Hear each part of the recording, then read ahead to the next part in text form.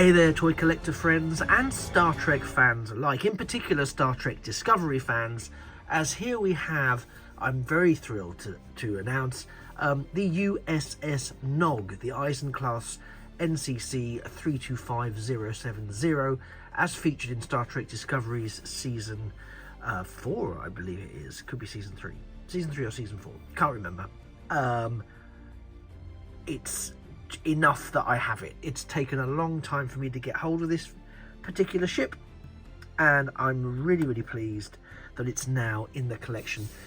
For those of you who are aware, the USS Nog is named after the first Ferengi captain in the fleet, Nog, of course, and it's the Eisenberg Class because it's named after Arron Eisenberg, the actor who played Nog in Star Trek Deep Space Nine, who sadly passed away far too young.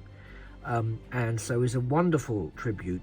The producers of Discovery created the 31st century starship Nog and Eisenberg Class vessel. I'm just rotating it a bit. It's one of those programmable matter ships. I've probably zoomed in a bit too close. Which means that it has this charming feature of having these detached nacelles, which in many respects is a really interesting feature, and certainly is a sort of real sea change when you're looking at the ships in terms of their context within the Star Trek universe and how the Federation has evolved in the 31st century.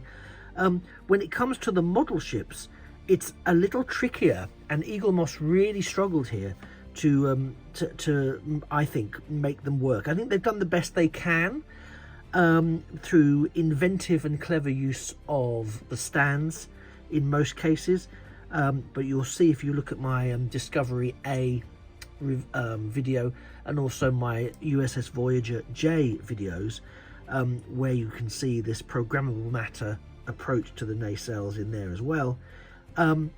It's a bit of a challenge, and this I think is one of the... I love the look of the ship, and I think the sweeping lines, I think it's very evocative of the unknowable simplicity of a future time, if that makes sense. But the nacelles, from a practical point of view, they kind of just sit. I don't know if you're familiar with a game called Kerplunk, but it's kind of where you pull out what would you call them, cocktail sticks or toothpicks, and it's to try and stop something dropping down, but everything ultimately everything collapses. This field, putting this together, it felt a lot like I was playing a game of Kerplunk, because these nacelles here, they literally, I'll take one off and show you. So there is nothing, I mean, it's probably easier that you look at them like this anyway. So there you have the registry and the starship, the Starfleet insignia, and there's some beautiful detailing on these, undeniably some beautiful detailing on these, and you can see there's the 31st century equivalent of the Bassard collector. So it's focusing on the ship behind it, so you can see that great detailing there on there, and it's very consistent through the whole thing. Unfortunately, and I say unfortunately with care, because I do like the level of detail and design on the nacelles, but in terms of how they attach, they don't. You kind of have to angle it just right, and then that'll happen, of course, a few times. So it's with the insignia, etc., pointing outwards, but you kind of just have to, you get it tilted in, and then there's a slight ridge built into the nacelle that hits, and then you know that's as far as you can go. You get a bit of resistance, and that is it. And then gravity takes over and holds it in place. So it looks good from a display point of view, but you can't then pick it up and move it about. So with both the Voyager and the Discovery A, the Voyager J and the Discovery A, the plastic tabs actually connected to the main hull of the ship. So you could pick the ship up, have a look at it, and the nacelles would stay. That is not the case with the Nog. It is in 3 pieces and remains in 3 pieces. So that's a bit tricky. So when it comes to picking it up, I can tell you now, the likelihood is that the nacelles will fall off. So you can't get a really good all-round look at it in quite the way that you would some of the other ships, which I think is a shame. Again, it's fine if you're just displaying it because it does exactly what it needs to do. But if you are not just displaying it and you really do want to have a look at it, you can't kind of swoosh it around and have a bit of fun in that respect, because it's in 3 pieces. Now you could, of course, if you were so inclined, maybe use a little bit of tape or a little bit of, I don't know, I don't want to suggest glue, I don't want to suggest anything, to be honest, because it's really hard. I mean, what I'm going to do in a second is I'm going to take the hull section or the drive section, because it's kind of all one, and we'll take a look at that in hand, and you'll get a chance to see what I mean. But there is no way you could really attach them to this piece. You would have to constantly have them attached to the plastic. But anyway, let's take a look at this. Let's go aerial first. So here we have the USS Nog NCC 325070, and I've got to say this up front. It reminds me a little bit of a whale or a dolphin. There's kind of a sort of happy dolphin, happy whale kind of expression to it, which I know is ridiculous, but once you see it, you kind of can't not see it. So it just, to me, looks like there's a happy dolphin face there. So now forget I've said that, if you can. So it's a really sleek design. There's some lovely sort of tampographic detailing on the front, on the top. You've got this interesting grid section here, and again you can see all of the little lights along that section of the upper part of the fuselage. And then you've got this section at the top here. Of course, we've never been treated to an interior view, so we don't really know what the layout inside the ship is, which I think is very interesting, because is this portion here at the back, is that the bridge?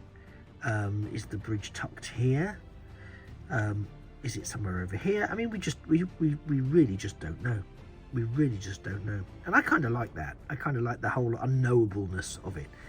And I love the sort of the lines that it creates. There's a very smooth and sleek flowing sense to it, which I really, really appreciate in the ship's design. And there you can see the retained red stripes of the Federation there, and that rear, what presumably is what passes for an impulse engine or a thrust engine in the future.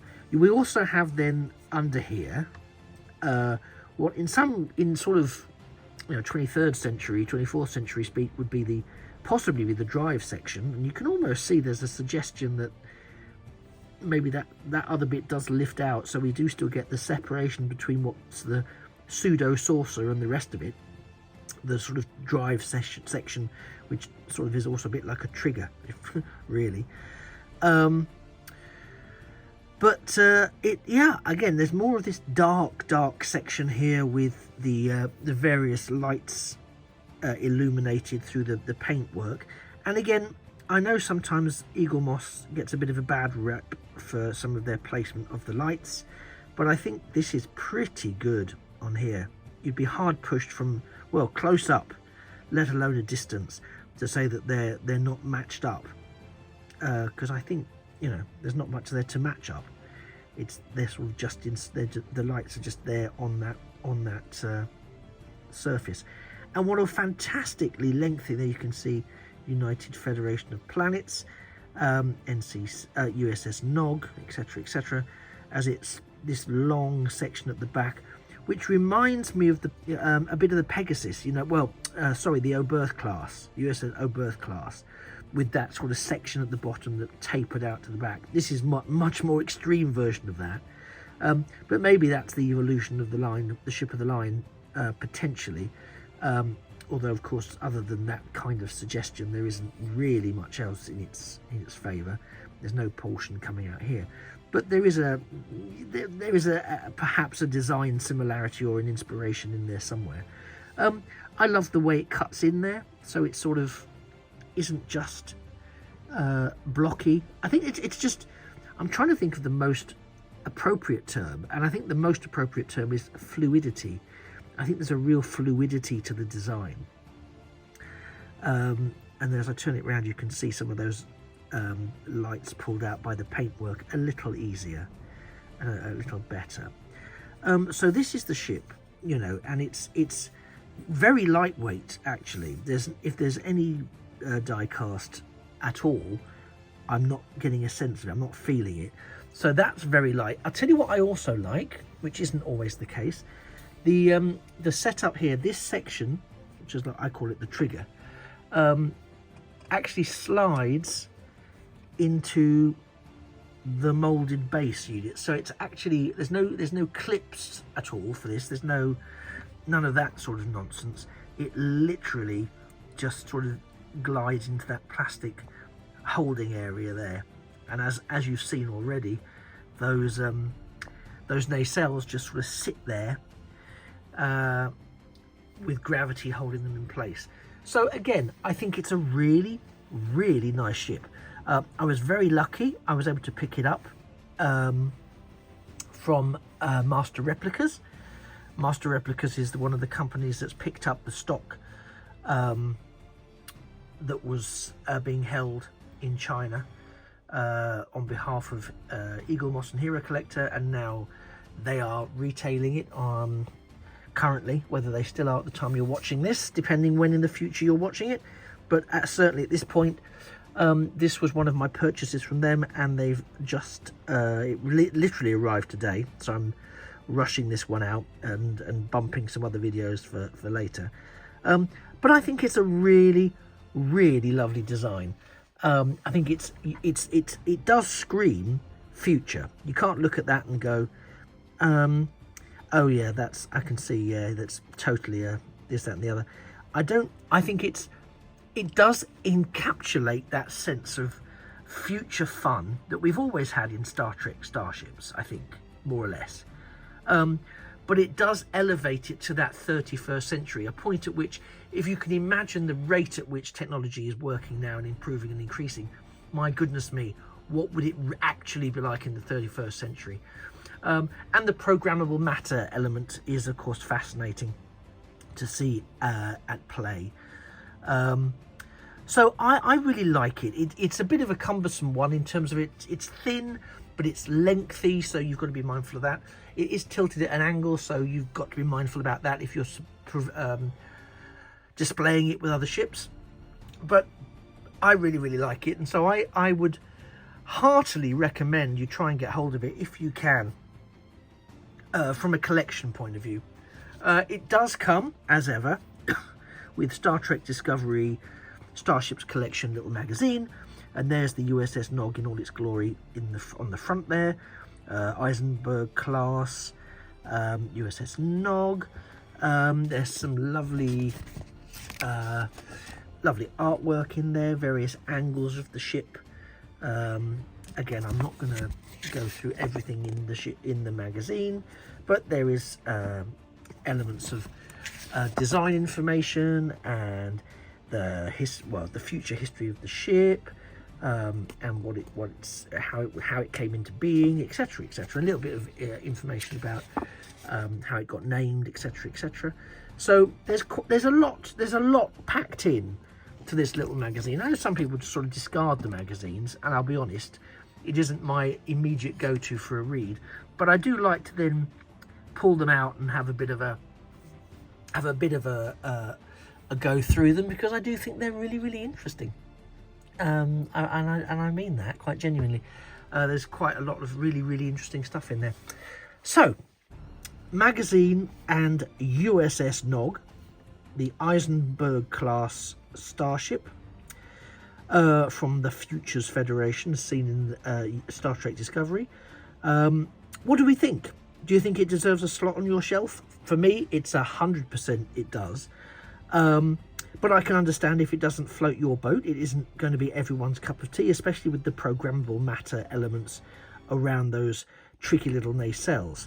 But ultimately, that's your call. But if this video has in any way helped you make that decision, please hit the like button. It really, really helps.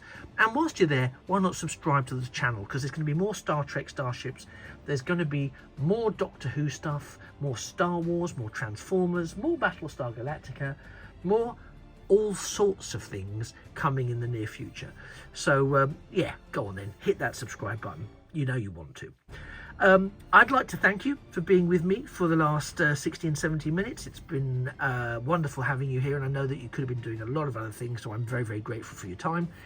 I've been the Time Travelling Toy Collector. This has been the Star Trek Discovery Official Starships Collection USS Nog, as produced by Eaglemoss and released through Master Replicas. So you can find them online if you want to see if you can still grab a copy of this. I look very much forward to seeing you in a future video. So until then, all I have to say is take care, and remember that a thing of beauty really is a toy forever. Take care, and one to beam up.